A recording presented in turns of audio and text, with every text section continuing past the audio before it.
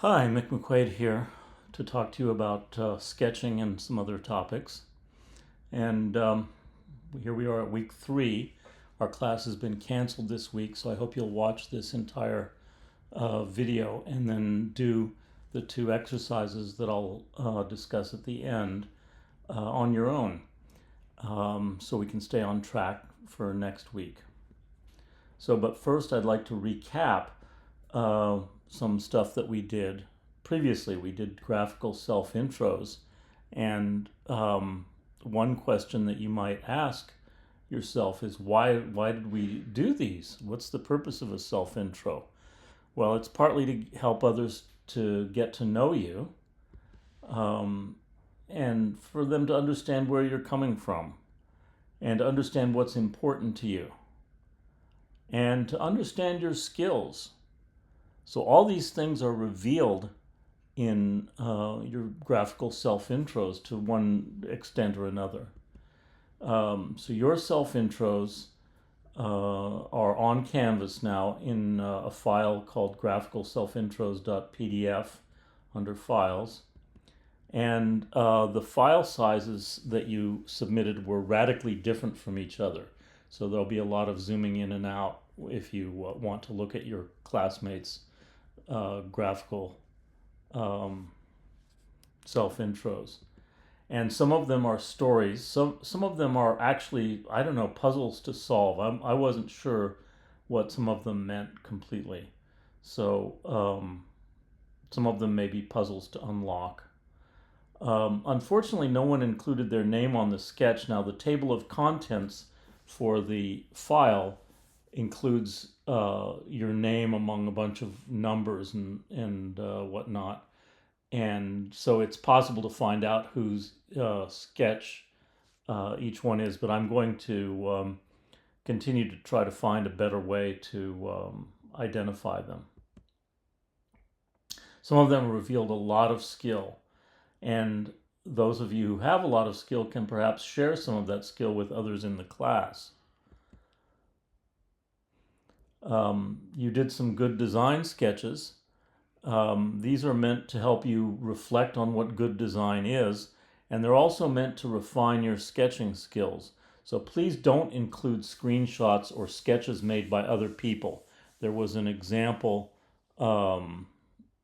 this week of a sketch that was signed by someone else. I'm not sure what that meant, but if you want to include a design that was presented as a sketch, copy it using your own skills. And we'll learn more from that than we will from you simply, and when I say copy it, I mean actually copy it, sketching it, not copy and pasting it.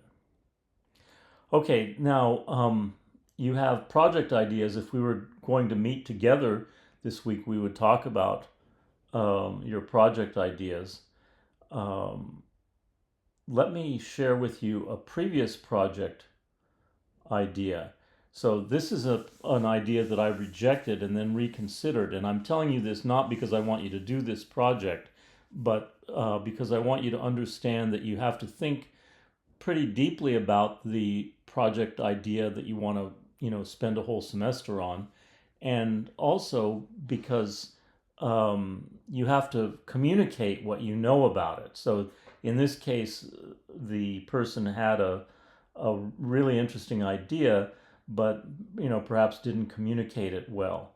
So the presented idea was to help women seeking abortions in Texas. Now that's a controversial topic. It may even be illegal to help women seek abortions in Texas, although there has been a lawsuit against. There was a law passed and then a lawsuit against it. So I don't know what the current status of all that is. But I do know that it's a privacy and security issue, and I thought, and I rejected it because it seemed like that, and it did not seem like a UX issue to me. It seemed like you want to help women do something that other people don't want them to do, so you need to help them gain privacy and do it in a secure way. Didn't sound like a UX issue to me, but it kind of nagged at me, and so I researched it. And I found out that there were UX issues that weren't presented. And maybe they were in the mind of the person who presented it, but they didn't actually communicate it. So it turned out, for example, that there are websites to help undocumented migrants, and those websites assume literacy and often English literacy. And there were a lot of other problems. That was just the most glaring one. But there were a lot of UX problems with the websites that are designed to help, and there are a lot of them designed to help women seeking abortions in Texas, or there were at least back then.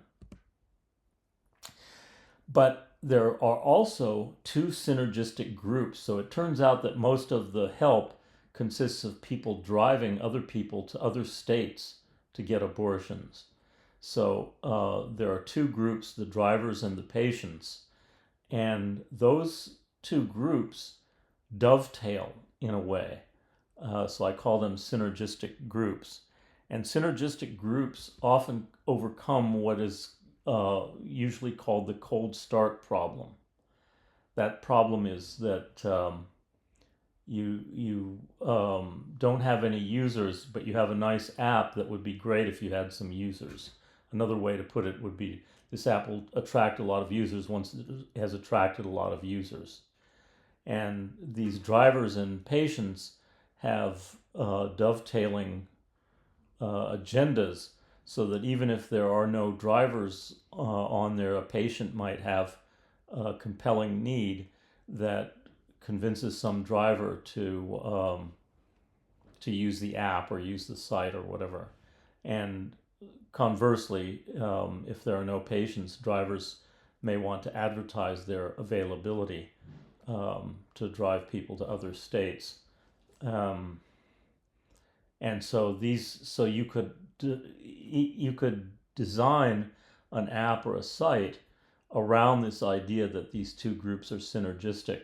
And it's just very often the case that you can get something going. You can start off with no users, and if you've got synergy between potential groups of users, they'll get it going themselves. So that's really something to look for a lot. Now I ask you to take inspiration from going to the museum, going to the Blanton Museum. That's a really good way to get inspiration, and if you want to avoid visiting the museum, when they say that they're too busy to visit the museum, it says to me that they think the museum is a waste of time, which it's not. We've had a lot of success using the museum as inspiration.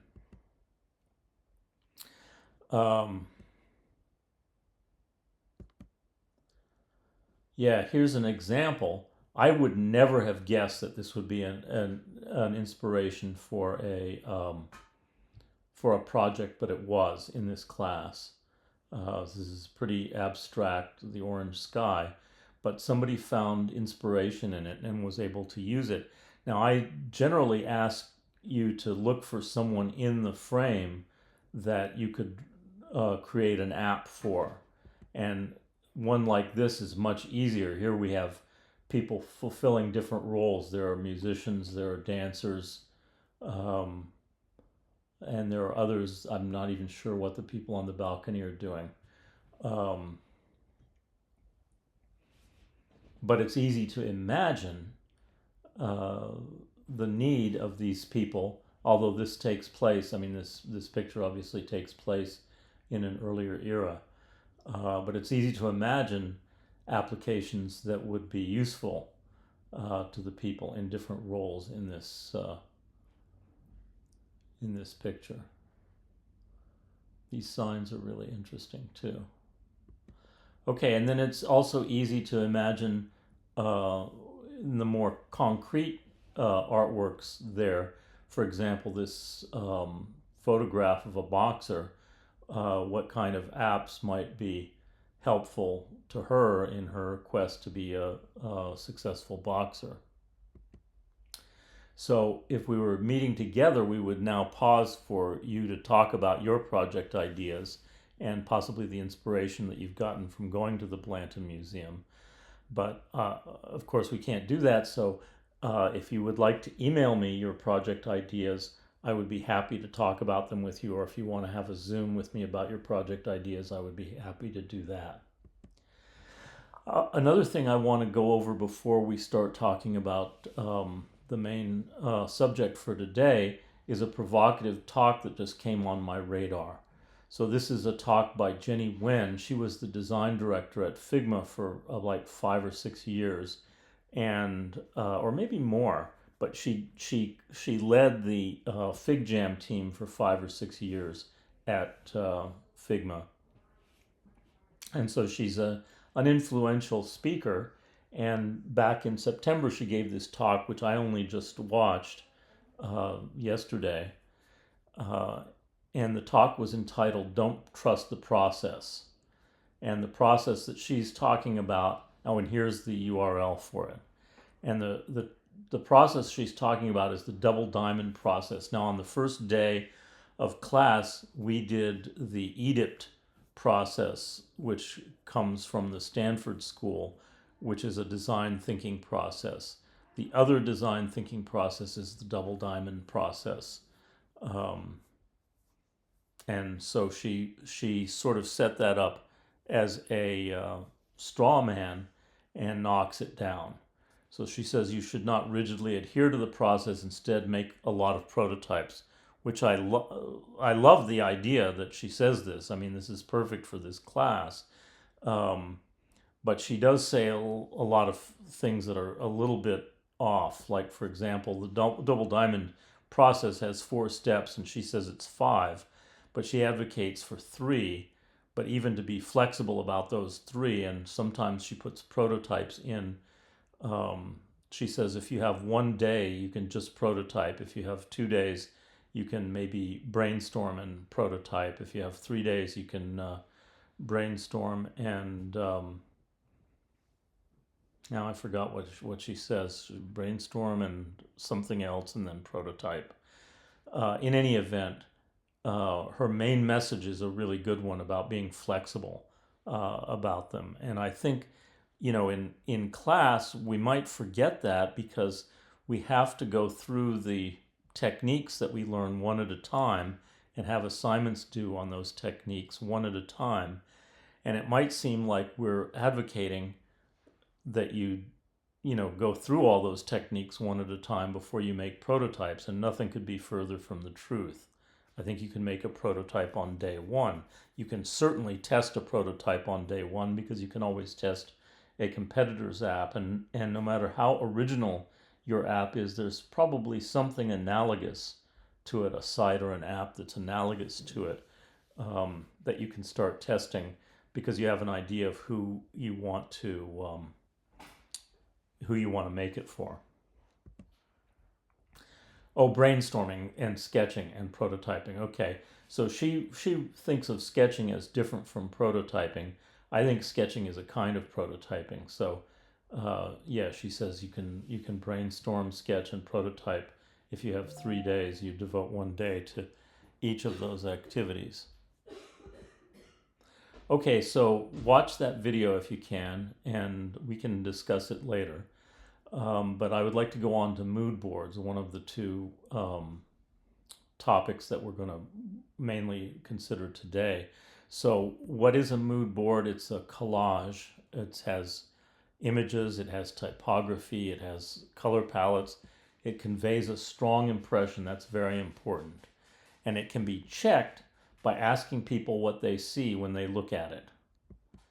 So why would you want to do a mood board when you're preparing something? You might want it for inspiration. It can help you in that regard.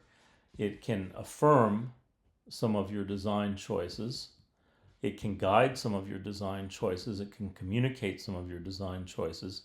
And 99 Designs gives an example of each of those elements. So on the left, we see a picture of Marilyn Monroe. On the right, I think pictures of a picture of I think irises. I'm not sure what the flower is there, but in any event, the idea is that these are both melancholy, but they're somehow uplifted. and there's a color palette that goes with it, and some visual metaphors on the left, an famous M.C. Escher picture, and on the right, I've forgotten what the origin of that picture is.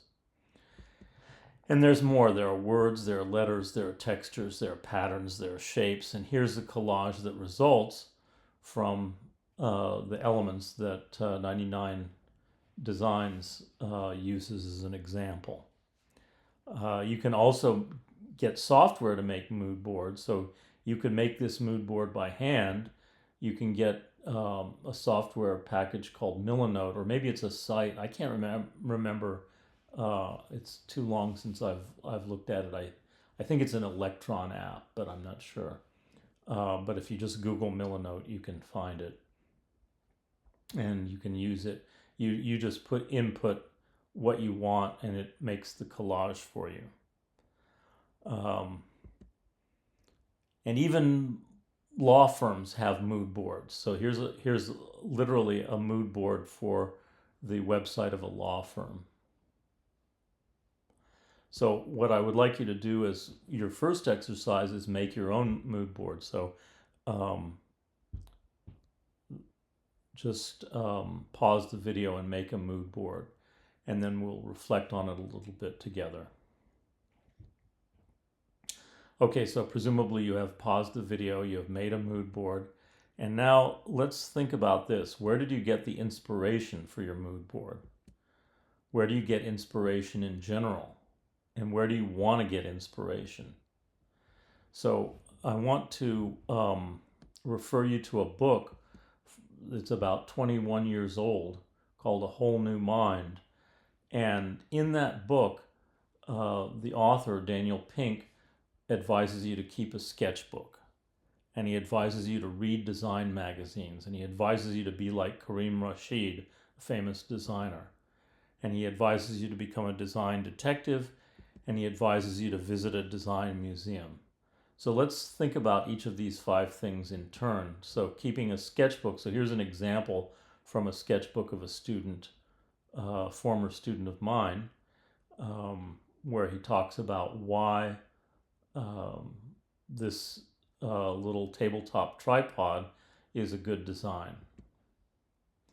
He says you should read design magazines, but of course this book came out 21 years ago, and so link rot has consumed all the magazines that he mentioned. So there's one called Ambidextrous. I just couldn't find that one at all. There's Dwell. It now has a website. There's one called How that went bankrupt in 2019. One called ID that was bought out, but it does exist in under the Vice label. And Metropolis has a website, and O has become more of a vehicle for Oprah Winfrey than it was in its early days. And Print has become a website. Oh, and Real Simple has taken on a broader set of topics than it did. So anyway, you can read design websites. It's hard to find design magazines now. But you can certainly look at design websites. When I have surveyed students on this in the past, they often use Pinterest as a source of inspiration. I use Image Google, by the way, as a source of inspiration. Okay, and then he says, be like Karim. So Karim Rashid is a famous designer. If you Google his name, this is, or was his website. I haven't checked it lately. But he has a lot of directives. So he says you should not specialize, that you should ask yourself if there's value in what you do. You should learn the history of your profession and then forget it all when you design something new. And I think that's very valuable advice. You have to absorb a lot of stuff, and then you have to give it up in order to create things. And I think that Jenny Wen's talk that I mentioned a few frames ago would have been better if she had thought more about this piece of advice, that you actually have to have something um, that you throw away in order to create. You have to first absorb something before you can throw it away. You can't just not ever have had it. And never say I could have done that, because you didn't. Consume experiences, not things. That's pretty popular. Normal is not good. There are three types of beings: those who create culture, those who buy culture, and those who don't give a shit about culture. And you should be one of, or both of, the first two, I guess. Think extensively, not intensively. And experience is the most important part of living, and that's certainly not a controversial idea today. And the exchange of ideas and human contact is all that life really is. Oh, well, that might be a little more controversial. Space and objects can encourage increased experiences or distract from our experiences. So think about space and object as they relate to our experiences. Here and now is all we have. Okay, that's possibly true, but probably a little bit controversial. And here's an example of Karim's design. So this is he is actually a hotel that he designed. He designed the interior of the hotel. He does all kinds of different projects, and this one is, I think, a very appealing one. Okay, and then Daniel Pink also says you should become a design detective. So he suggests that you visit open houses. So with the construction boom in Austin, it should be very easy to make it a group project on one weekend to go around and visit open houses, or open apartments for that matter, because the construction boom is a lot about apartments. And then you compare notes at the end regarding current design trends. So these houses and apartments are, have interior design that is supposed to reflect current design trends. That's certainly what the realtors are going for. So it would be interesting to look at them and see what they have to say about design. And then finally, visit a design museum. So I visited, this is actually an art museum. I visited the Palace of Beautiful Arts, I guess, I don't know, in Mexico City, not in 1934. It was in when was it? 2014 or 2015, I think, something like that. And I took a camera with me, and I took a lot of photographs. And I think looking back at those photographs and the design of the exhibits is instructive. So here's a photograph of the opening part of the exhibit of Borges's trip to Mexico. And they also had an exhibit of Munch and a bunch of other temporary exhibits. There was a lot of work by Diego Rivera, and unfortunately my picture here is overexposed, and I had just gotten this camera, I think, and I was not used to it yet. That's my excuse. And this room has murals of Diego Rivera on 3 walls. So here's the opposite wall, and then one of the other 2 walls I think also has a mural by Diego Rivera. And in any event, one reason why I'm showing this was because when I was just walking down the street in Mexico City, I came across this construction site that had a mural, and I think that shows a vibrant, sustainable culture that supports this kind of public art. I also went to the 2 of the homes of Frida Kahlo and Diego Rivera. By the way, if you're not familiar with Frida Kahlo or Diego Rivera, you should be. They're very important artists. and worth knowing about. And there's a lot of information available about them. They were quite famous during their lifetimes, in contrast to many artists. Um, this one was this home, their home from 1929 to 1954, allowed you to take pictures without a fee. I think there was another one that you had to pay a fee if you wanted to take pictures. So I didn't take any pictures there, but I took several pictures here. Here's Frida's garden, and I think it's useful to know that this artist needed this garden, uh, or needed a garden, um, and this is the first thing that you see when you enter the gate to the home. And here's her desk. And of course, the last few years of her life, she worked exclusively in bed because she was in a lot of pain. But for many years, she worked at this desk. And I think it's really interesting to see um, people's workspaces, people's working environments. And we spend so much time in our workspaces that it's worth reflecting on them. And what I see in a lot of students is very little attention to their workspace. And I think that that's not good. I think, Frida Kahlo had the right idea, giving a lot of attention to her workspace. So here are a few pictures, a few close-ups of parts of this desk. So here's a sketchbook, one of her sketchbooks in close-up that's sitting in the middle of the desk. Obviously, this is more orderly than it probably was while she was working. Here's some pastels and inks on the right side of her desk, and you see a pencil sharpener there. And some pigments and brushes on the left side of her desk. And this is interesting. This is part of her kitchen. And notice how she's made it an exciting place to be. The eye of the artist isn't just on the canvas, but on every aspect of life.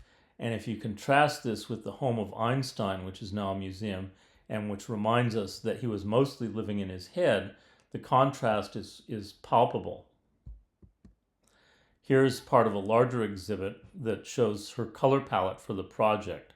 And the notes on the left discuss the colors that she chose for this project. And I'm sorry this is, underexposed and not a great photograph, but it gives you an idea that a color palette was an important part of her process.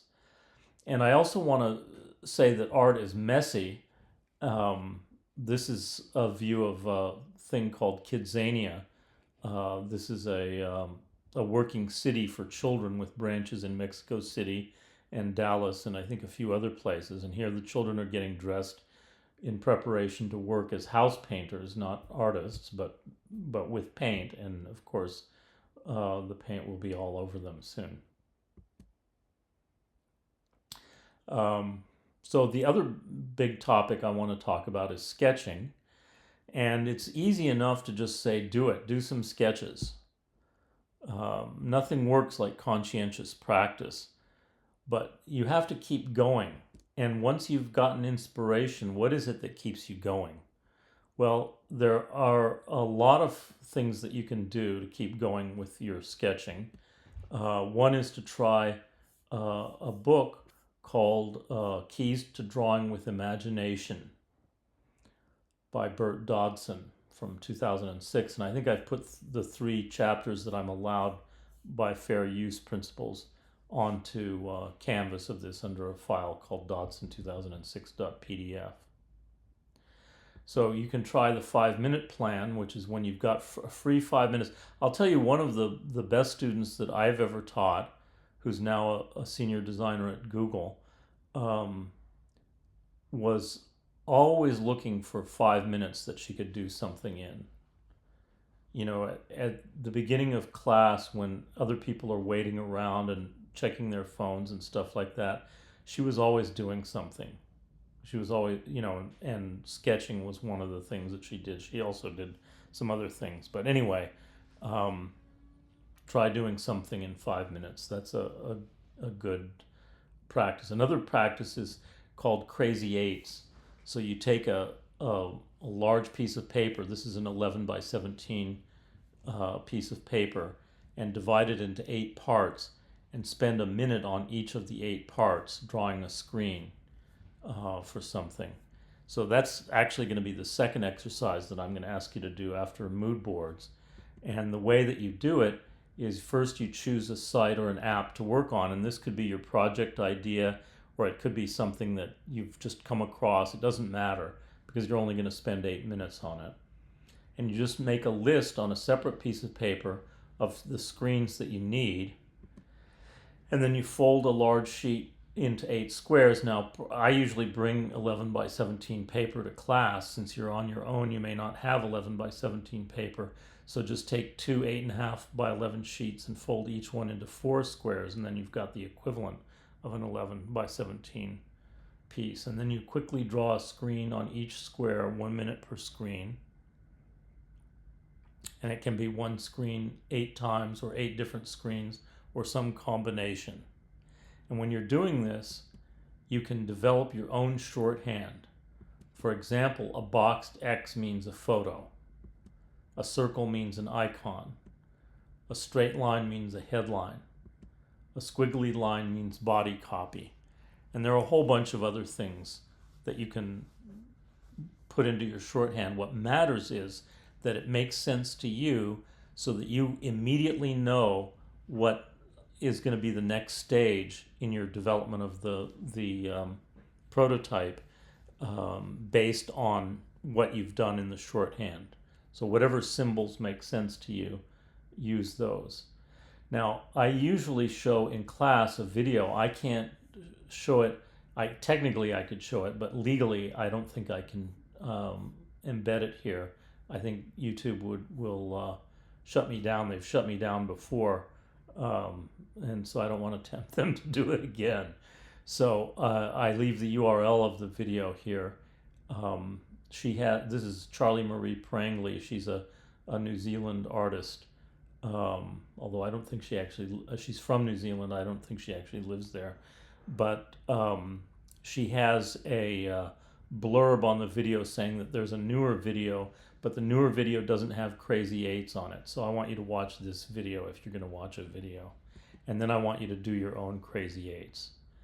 And you don't have to be strict about the 1 minute per panel, particularly if you don't have a lot of confidence in your sketching. You can stretch it out to 2 minutes per panel, but do it, try to do a limited amount of time on each one. It's important that you learn to do the things that you do quickly. Okay, and so that brings us to the end of this